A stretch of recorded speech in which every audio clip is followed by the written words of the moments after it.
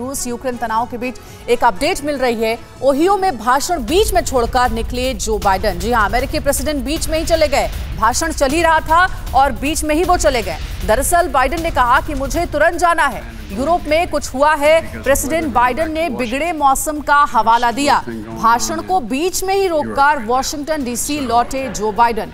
अमेरिकी प्रेसिडेंट का भाषण चल रहा था और उसी दौरान वो अपना भाषण छोड़ करके अचानक से निकल जाते हैं। लोगों को ये समझ में नहीं आ रहा था कि आखिर हुआ क्या है, लेकिन अपने भाषण के बीच में ही अपने निकलने की वजह बाइडेन ने ये बताया कि मुझे तुरंत जाना है, यूरोप में कुछ हुआ है।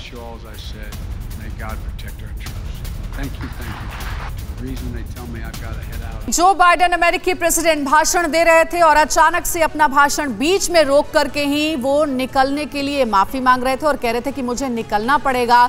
ओहियो में ये उनका स्पीच चल रहा था। ओहियो में जब वो पहुंचे थे अपना भाषण देने के लिए तो अचानक से बीच में ही अपनी स्पीच को उन्होंने रोका और कहा कि मुझे तुरंत जाना होगा क्योंकि यूरोप में कुछ हुआ है। साथ ही प्रेसिडेंट बाइडेन ने यह भी कहा कि दरअसल मौसम बिगड़ा हुआ है, बिगड़े मौसम का हवाला दिया और उसके बाद अपनी स्पीच बीच में ही छोड़ करके ओहियो से निकल गए। जो बाइडेन वॉशिंगटन डीसी के लिए रवाना हो गए और उन्होंने जाते जाते यह भी कहा है कि मैं प्रार्थना करता हूं कि भगवान सबकी रक्षा करे, इन युद्ध के हालातों के बीच सब सुरक्षित रहे।